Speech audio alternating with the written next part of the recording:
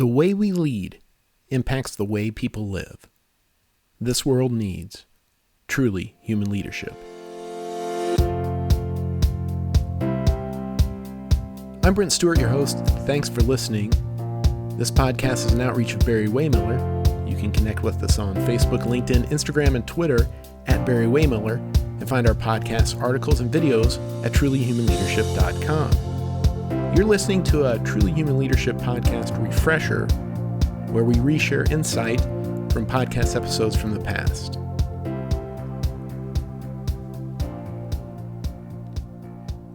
Chapman & Co. Leadership Institute is Barry-Wehmiller's consulting arm that helps other companies and organizations understand that the best way to improve the bottom line in their business is by improving relationships with the most important people in their span of care: their leaders, their team members, and their customers, through what we have come to call a truly human approach to business. They can help companies hire the right people, inspire them through a thriving and inclusive culture. They can help develop and support leaders and create stronger customer loyalty. And they do this through methods born out of hard science and experience, implementing some of the same learnings that have helped make Barry-Wehmiller a $3.5 billion company.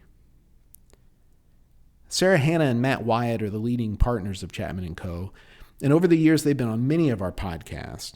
But on this THL Refresher, we're going to bring you a couple of individual talks given by Sara and Matt that discuss their personal leadership journeys. You'll hear first from Sara, a talk she gave at the University of Missouri St. Louis titled The Choice of Leadership, and then you'll hear from Matt, a TEDx talk he gave at St. Louis University titled The Insanity of Leadership. Now here's Sara Hannah of Chapman & Co. Leadership Institute. This is Joseph Campbell, who was an author that I read about in AP English. He is the person who invented the hero's journey archetype. And so any movie that you watch that has a hero in it, any book that you've read, is probably based around the work of this guy. One of his collaborators was George Lucas, and the reason Star Wars is as successful as it is partly due to Joseph Campbell. And he talks about that in the hero's journey, you're going along in life, and they tend to be people who are called to do something. And then they fall in a dark hole, and you think about Luke Skywalker, and he's down there, and he's having his moment in the dark hole, and then they rise out of it. That's kind of the classic archetype. And you think about, from the perspective of the choice that you all, if you're sitting here as a student, that you have to go out into the world. And my advice to you all, as you make this choice, is to think more about the why, whatever that is for you, more about the who, in terms of who you're going to work for, than the what's. But when you think about this choice that you have as you leave this institution of higher learning, I would urge you to think more about the why and understanding that the person that you are going to work with in terms of your leader is going to have a dramatic impact on your life, the who. The what isn't as important. I never graduated from business school thinking that I would end up working for a manufacturing company. And if it wasn't for a series of experiences and really following what I believed is my why and the contribution I think I can have in this world, I wouldn't have ended up where I am today. So when Dean Hoffman asked if I would do this, he asked me to talk about my personal leadership journey. And that's a little bit harder than telling the story of Barry-Wehmiller and the business that I'm a part of. And I really started thinking about the opportunities I had when I grew up, as Dean Hoffman mentioned, in Fairbanks. And I thought to some of the unique experiences that I had that my parents gave me. And the first that I thought of was when I was 5 years old, and my parents took us on our first backpacking trip. So that's me and my dad. And I had a little red external frame backpack, and I had to carry my sleeping bag, my clothes, and my snacks. This was what they asked of us. And so we went to a place called Sheep Creek. It's just around the Denali National Park area in the state of Alaska. We drove that morning, and we started hiking. And we hiked in along a dry riverbed. So a lot of gravel, a lot of large rocks that you had to climb over. And we get to the end of the riverbed, and we reach a large mountain going up. And my dad looked at me as the youngest member of the family with the shortest legs. And he sat me down and he said, here's the choice. We can go up tonight, practically 24 hours of daylight, no problem. We can go up tonight, or we can camp here. It's your choice. What do you want to do? And one of my earliest childhood memories was tears streaming down my face, looking at my dad saying, I think I can do it. I think I can climb up the mountain tonight. Reflecting back on that experience, what I realized is that my parents were very well versed in the science of intrinsic motivation, right? She has to choose it, or we are never getting up this mountain tonight. They were also very adept at a well-placed bribe. So about 10 fun-sized Snickers bars later, we did, in fact, reach the top of the mountain. And so this is one of my absolute favorite photos of my dad and I at the top of that mountain at the end of that trip. So why did I share that story with you? Leadership is a choice. And so often in business, we don't look at it as allowing people to have the freedom to choose. And much of what we learn in high school, college, in our schooling is a lot more about personal achievement than it is about giving other people the choice to do what they would like to achieve. So then we go to high school. This is my AP English teacher. Isn't she classic? I did not go to high school in the 70s, but she kept the look, which is great. So her name was Susan Statham, and she was one of the best teachers that I ever had. And she told us at the beginning of the school year, my stated goal is to leave you with more questions than when you started. And she believed that through literature and through storytelling, the human race could wrestle with the ontological dilemma. Why are we here, and what is it all about? And so at the end of my senior year, I went up to Miss Statham and I said, I got into Washington University in St. Louis, as Dean Hoffman would like to tell me, a lesser institution than UMSL. I'm going to go to St. Louis and I'm going to study business. And she looked right back at me and said, well, I don't understand how you're going to solve the ontological dilemma if you do that. But I did to St. Louis. I'm going to skip over my college years and the first job that I had working for my alma mater and start with my first week on the job at Barry-Wehmiller. I had taken a job to be an analyst for a manufacturing company. And I was sitting at my desk, and my leader came over to my desk, and she said, you're going to meet Bob Chapman next week. Be forewarned, he's probably going to ask you, how do you define success in your life, and what does that have to do with working here? He is a real hoot at cocktail parties. I can say that because he's in the audience tonight. So I had two thoughts, the first of which was, I have a week to figure that out. And the second was, Ms. Statham, maybe you were wrong, that maybe business could have a soul after all. So to understand a little bit more from where I come from, I'm going to give you kind of the briefest of backgrounds in terms of Barry-Wehmiller. When you start talking about purpose and meaning, you start thinking about maybe you work for a nonprofit company. Maybe you work for a really cool tech company. There must be ping pong tables and brightly colored walls, and certainly there's a beer fridge somewhere, right? If we're going to talk about beer, we're going to talk about meaning. And we're just the opposite. We make really big machinery that makes stuff. So if you think about the products that you buy in the grocery store, likely bottled, capped, labeled, conveyed, case-packed on a piece of our machinery. We have locations around the world. We're about 2.4 billion. We're a unique blend of 80 different companies that we have acquired since 1987. What that means is that we've gotten really good at thinking about culture and the ways that it can be sustainable, transferable, replicable in places where you would least likely expect. And we have done this while producing 18% growth in revenue over that same time period. Now, the reason to talk about the success, the financial success of the company is for two purposes. One, if we were a failing business, you all probably wouldn't care. And secondly, that we have a unique take on the balance between people and performance. That in fact, it is not a balance. Balance implies somewhat of a tension. One's up, one's down, in a constant fight. And we think of it as a virtuous cycle. That the reason to do well in business is so that you provide a future for the people that are in your span of care. And if you take care of people, they provide the engine with which to grow your business. And that is a critical part of the Barry-Wehmiller story. We're also motivated by this fact that we know, according to Gallup, that the number one determinant of happiness is a good job. More than health, more than wealth, more than a good spouse, though that is highly encouraged. That the time that we spend 40, 50, 60 hours a week in our chosen profession will determine our level of happiness.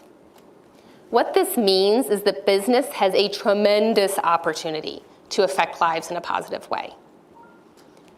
As leaders in business, we turn people back to their families, either fulfilled by their experience with us or defeated. It's positive or it's negative, it's not neutral. And if we can tap into this power, we can actually make the world a better place. So how do we think? This is our core message. It is essentially out of our book called Everybody Matters that came out this past fall. And it's certainly my greatest lessons as a leader within Barry-Wehmiller. And the first point of which is that everybody wants to do better, trust them. You hear very often in business that trust has to be earned. We think the opposite. We think that trust is really a generative act. If you give it, you'll get it back. And we're gonna come back to this one. That leaders are everywhere, find them. It can be taught, it can be a choice. So often we will acquire companies, we won't replace the people. We will turn over a set of cultural tools, and those same people will rise up and turn that business around. Leaders are everywhere. You just have to know where to look. The people achieve good things, big and small, every day. Celebrate them. Recognition and celebration in business is your absolute most abundant resource because you can give it all day long, every day.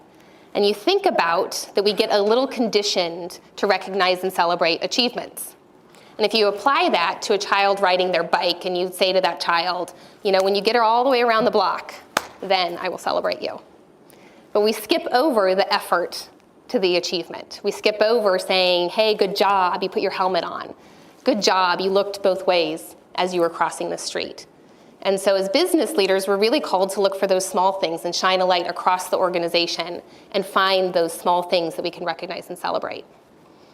Some people wish things were different. Listen to them. Listening is one of the greatest acts of leadership that you can do, and we're going to come back to that one as well. And everybody matters. Show them. So I want to tell you guys 3 stories that pertain to this list of lessons that I certainly have learned and are at the very core of how Barry-Wehmiller thinks and operates its business. The first has to do with a major hotel chain. So Dean Hoffman mentioned that we're starting to work with outside organizations. And so over the past year, we've gotten to know this hotel chain. You've no doubt stayed in one of their properties. And so they decided to do a little experiment on trust. And they gathered up all of their housekeepers in their Naperville, Illinois location, and they told them, you know what, you guys know what you need to do. Your job is to clean 36 rooms. You can do that by coming in whenever you want and setting your own schedule. Let's try it out. We trust you. You're going to get your job done. 2 things happened. 1, the housekeepers started coming in earlier. And the second thing was that the score on their employee or their survey of customers on cleanliness started to come back higher. So they started to dig into what was going on. Number 1, the housekeepers, a lot of whom were moms, it was more important to them to get out early so that they could go to soccer games, pick their kids up from school, what have you, be home for their families. And so they started coming in early and getting their jobs done. The second thing is they were afraid it was going to be taken away, and they started working even harder. So little ways into this experiment, the first housekeeper showed up late. And the team supervisor said, we're getting everybody together, and we're going to find out why they decided to come in late. So they brought them all together, and they said, Janice, you came in late. You know, tell us, why did you decide to do that? And she said, for the last 10 years, I haven't been able to go to church with my family. And since you changed this rule, I was able to do just that. So in the category of everybody wants to do better, trust them. Trust is a generative act. When you give it, it allows people to respond to it. And that's at the foundation of everything that we believe. Leaders are everywhere. Find them. The gentleman there, his name is Jimmy. He works in our Baltimore plant. And so not that long ago, Jimmy's job was to run a machine tool that we call a lathe, which essentially takes a really long piece of metal and cuts it into a smaller piece of metal. And if you had walked into that plant, you would have found Jimmy leaned up against his machine, literally sleeping, while the lathe ran. And so you look at Jimmy and you think, gosh, non-contributor, troublemaker, what's up with Jimmy? Does he need to sleep more at night, right? And so you start thinking kind of all of these thoughts. We used to route tour groups literally around Jimmy, right? Don't bring him near Jimmy. It's not good. And so finally, we started asking Jimmy some different questions. And the first question that we asked him was, hey, Jimmy, what's the most frustrating part of your job? And he says, well, I'll tell you, that's easy. The runtime on my machine tool is 40 minutes. I was told once upon a time by a supervisor, you can't leave the machine tool. Do you know what it feels like to have a job where I put a piece of metal into this machine tool and I literally have to watch it run all day long? Imagine if your job was to watch your washing machine run. That's what I was told to do. So that's what I'm doing. So you go, okay, I'm starting to think a little bit differently about Jimmy. So hey, Jimmy, how would you improve the work that you do? He said, well, that's easy too. I'd bring the raw materials I need to feed the lathe over here so I could be working these materials, and I'd bring the finishing equipment over here so when the piece came out, I could actually do more work. Great idea. Created a U-shaped cell of his own design. The byproduct for the business is that Jimmy is wildly more efficient. But the different take within Barry-Wehmiller is focusing on the fact that we owe it to Jimmy to create a better job for him, right? It's not okay in business to give people work that is essentially mindless. We've trapped you into a broken process, into a broken system, and you literally have no choice but to fall asleep on your machine tool. And so continuously improving the situations that we find people in is really critical. So this is Jimmy shaking the hand of Martin O'Malley. He was once a presidential contender. He was the then governor of Maryland. Leaders are everywhere, find them. And sometimes they're in the absolute least likely of places. The most frustrated people sometimes look like the most apathetic people. And everybody matters, show them. For this story, a bit of background in terms of what my actual job is. So about 9 years ago, I had the opportunity to work with our team to create Barry-Wehmiller University. And the thought process behind creating a corporate university really was, if we want the culture that we believe in to be sustainable and replicable over time, we actually have to teach the behaviors that we believe in. We can't really leave it to chance that the current leadership that exists today is magically going to reappear a generation from now. And so how do we actually create a leadership school to teach our people how to be great leaders in the future? And so we decided a few things when we created the university. The first of which is, if leadership is a choice, then mandatory leadership training doesn't make a whole lot of sense. And so we decided to have people apply to attend classes within the university, not based on senior leadership status, not based on title, based on the honor to attend. We also decided that we wanted to create an opportunity for our own people to teach their peers. And so we thought, we'll teach our people how to teach. And so in that journey, we created a professor training experience to take people like Jimmy, leaders in our organization, and actually teach them how to teach some of our curriculum. One of the classes that we wrote early on really revolves around the concept I mentioned of listening. And the fact of the matter is you think, I'm a pretty good listener, right? I got that feedback maybe from a professor, perhaps in a performance review. I've gotten feedback that I'm a great listener. And the reality of us, most of us are terrible. And of all of the skills that we have taught our people, listening tends to be the most profound. And so we have a 3-day class called Listen Like a Leader. It's been so popular, in fact, that a lot of outside organizations and companies have asked us if they could take it on and teach it in their companies. And so in that process, we've trained literally hundreds of people around the world to teach this class. And a few weeks ago, I met a woman named Tammy, who came from a company called Webasto. Webasto, you've never heard of them, but they probably made the sunroof in your car. That's what they do. And so Tammy comes to professor training, and one of the things that we teach people is how to tell really good stories, because that is the number one way that you can inspire people and really create significant behavior change. And so we teach a class on storytelling, and then the students actually stand up and start to tell their stories. And so Tammy stands up, and if you were to look at Tammy, you would think, pulled together, she has a beautiful family, she was an excellent facilitator, and she starts telling her personal history. And I asked her for her permission to tell just a little bit of it. When Tammy was 23 years old, she was living with her then husband and her small child, going to art school. That's one of Tammy's paintings. She's an incredibly talented artist. And she starts talking about the fact that her husband's business was failing, and they had to move back in with her parents.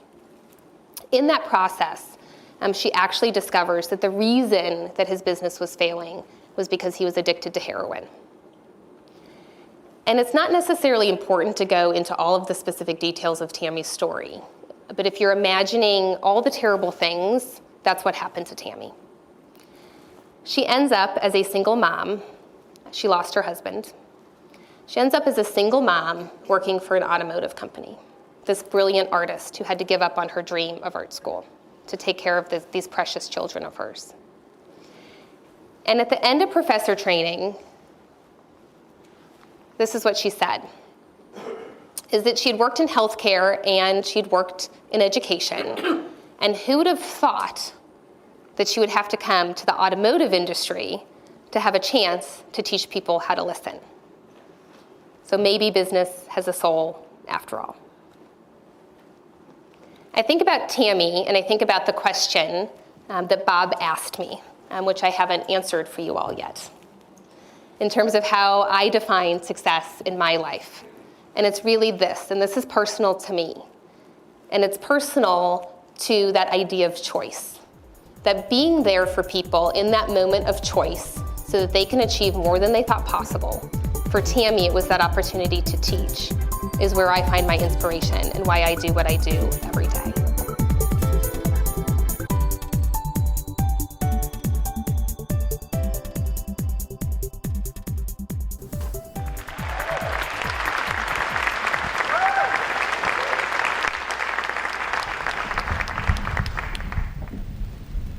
If I were to ask you, what do you do?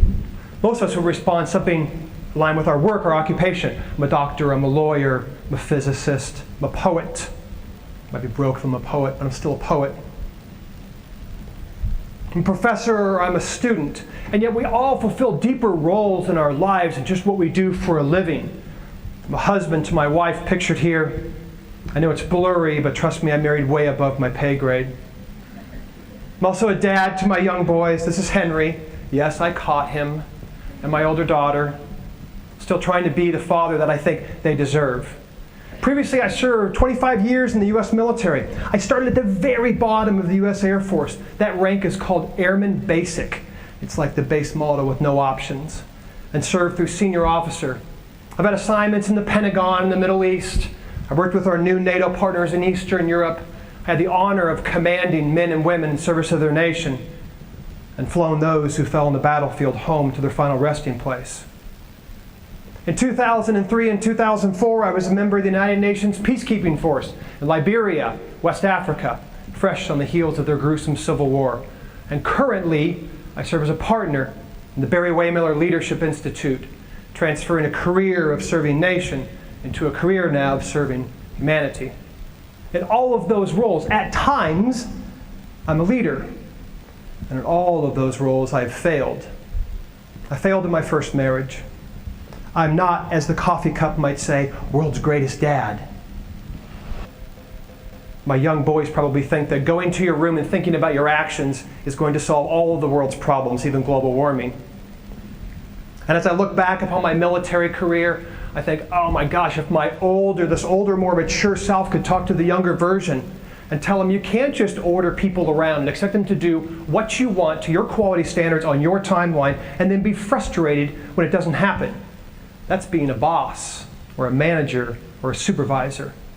And no one likes to be bossed, managed, or supervised.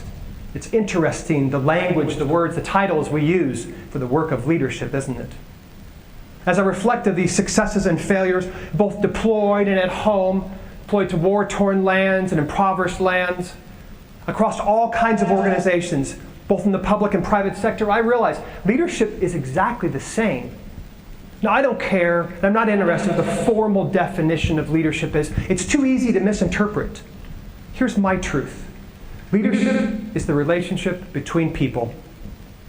And as I reflected upon this truth, I realized we treat people so differently at work than we do at home.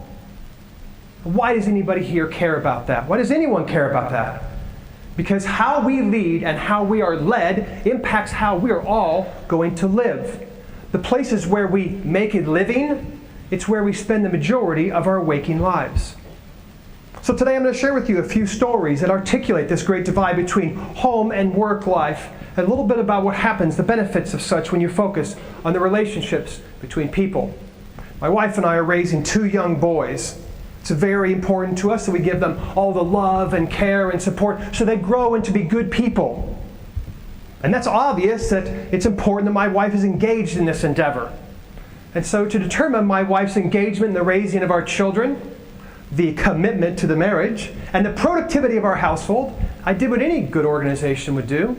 Replacing the word manager with the word husband, I sent her an online engagement survey. This is a copy of that email that I sent her. In it, I asked her such questions as, my husband gives me a lot of support, the amount of work I'm asked to do is reasonable.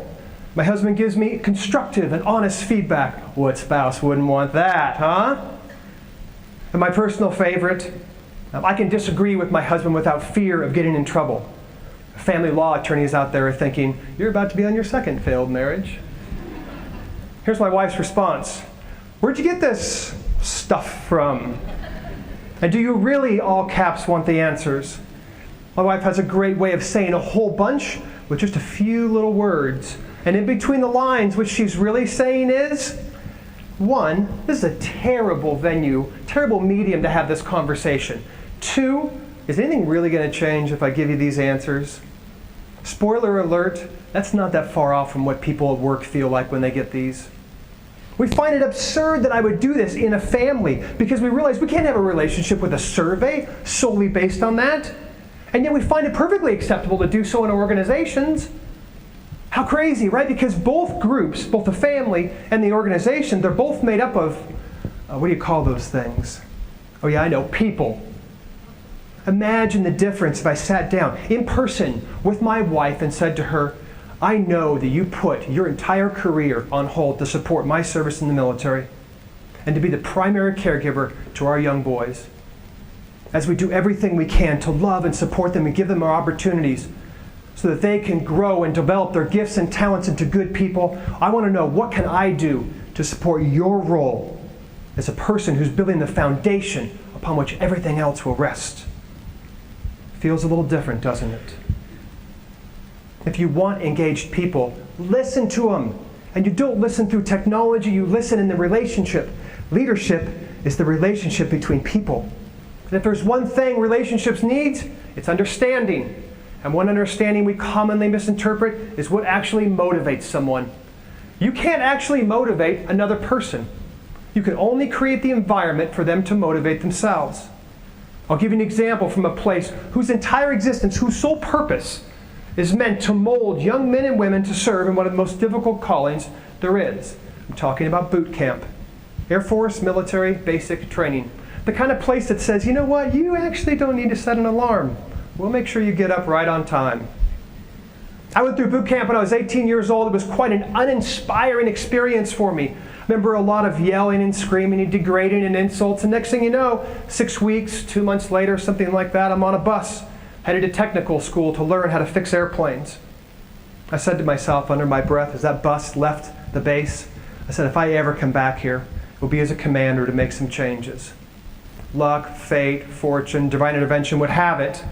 I got my college degree, went through officer training school, and several assignments later, when it came time for the honor to command, the place I wanted to go, my number one choice, was right back to Air Force basic military training. Important to know that basic training, when it started, it was based on when we had the draft, when a good portion of the people that were there by law, not by choice. Today, we welcome young men and women, volunteers, millennials, by the way, who sign up during a time of war and conflict. Now, yelling has its place in basic training. We create artificial stress by this. And these are stressful roles these men and women will go into. But one day I asked my lead sergeant, who, lucky for me, had previously been a drill sergeant in the United States Marine Corps. I said, why do we continue this behavior, this yelling, this screaming, while they're trying to eat? Why are we doing this at mealtime? He said, beats me, sir. We don't do this with the Marines. I said, what?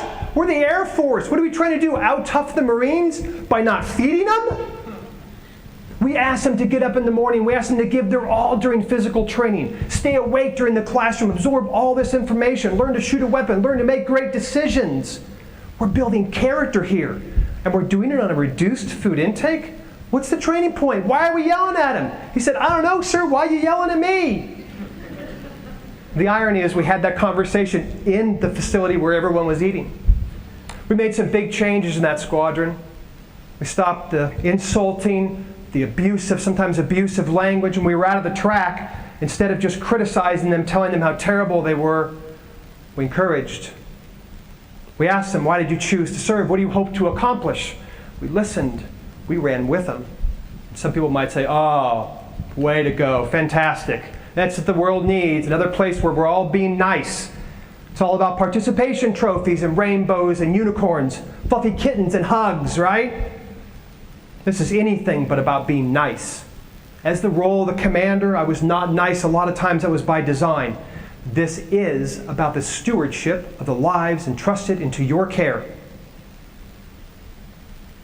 At basic training, they were all volunteers. And to motivate them, we ran the same exact program as every other squadron in basic training in the Air Force. No changes.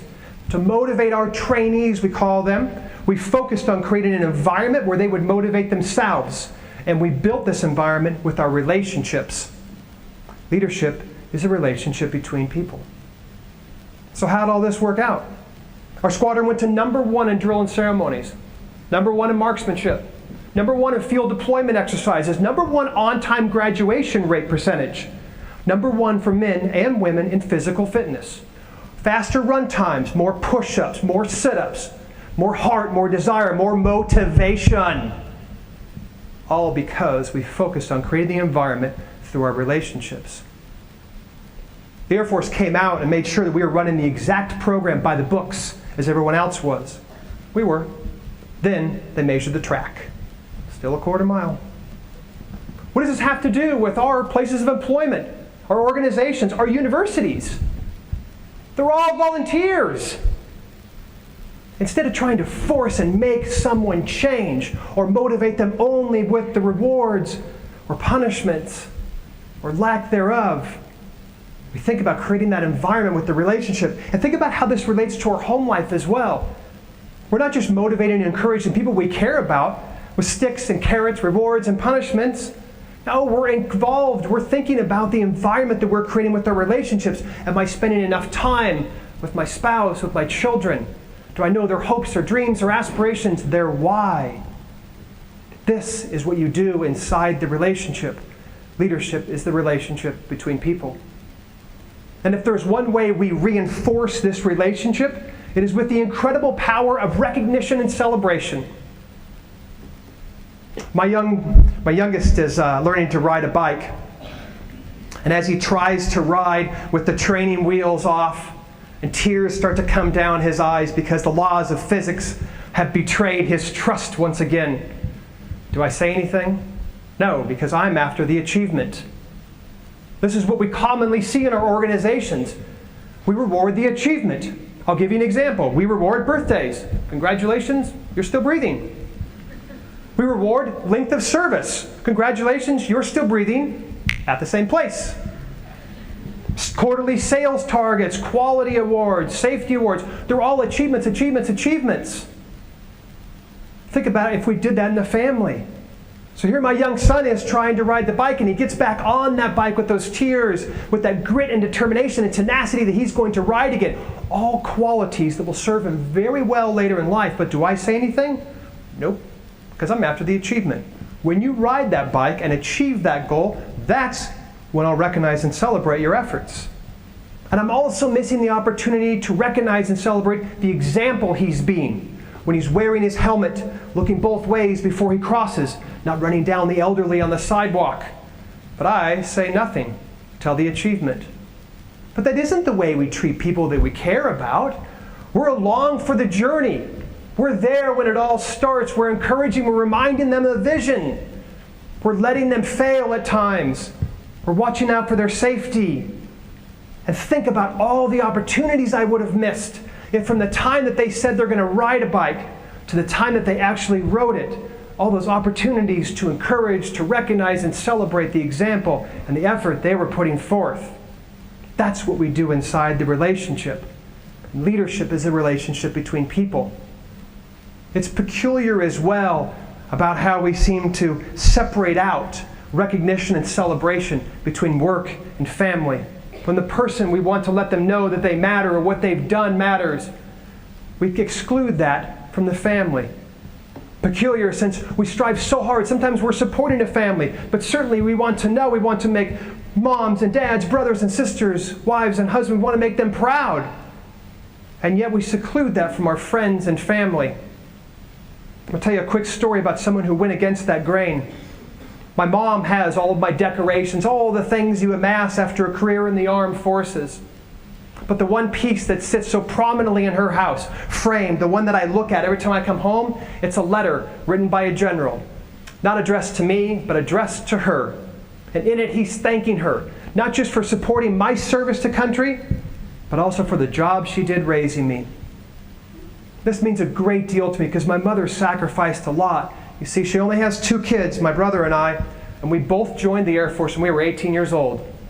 We've never lived back since. Holidays with all of us together were a rarity. My brother and I were usually deployed or in some bad place in the world, causing my mother to be in a perpetual state of prayer in a little church in Balboa Island in Southern California. Yet she never complained. She never said anything but, I want you to follow your dreams and go off and make your own little dent in the universe. That's why that recognition means so much to me, because that general wasn't thanking me. He was thanking the source. He was thanking the source of my goodness. What did it cost that general? Stamp, a few minutes of his time. Time is the currency of leadership. Spend it recognizing and celebrating your people for the achievement, for the effort, for the example that they're being. And don't separate out that person from the family and loved ones they would love to recognize and celebrate with. This is what you can do inside that relationship. Leadership is the relationship between people. And on that note, and in this spirit, I'd like to recognize and bring up to the stage Claire Martin, Haley Sanders, Rocky Lang. These 3 people, they were involved in putting this event on. The action that they did was that they provided accurate, insightful, inspirational communications for the last 4 months. They provided every speaker expert resources. The impact of that action was that every speaker here today, to include myself, got to show up as the best versions of ourselves. And the feeling that I have from that action and that impact is heartfelt gratitude. Thank all of you for your leadership at this event.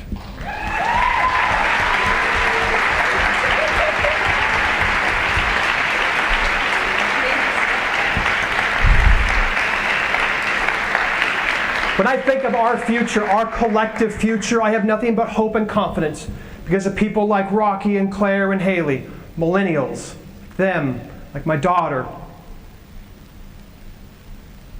and the 11,000 men and women who went through the squadron that I had the honor of commanding. We all want to know that who we are and what we do matter. And this begins and ends with the relationships we have with one another. This is the space that leadership lives in. A caring family measures success by the way it touches the lives of people. And a caring organization does exactly the same thing. Thank you very much.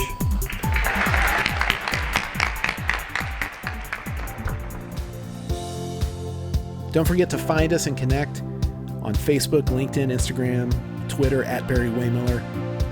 And you can find more podcasts, articles, and videos at trulyhumanleadership.com. I'm Brent Stewart. Thanks for listening.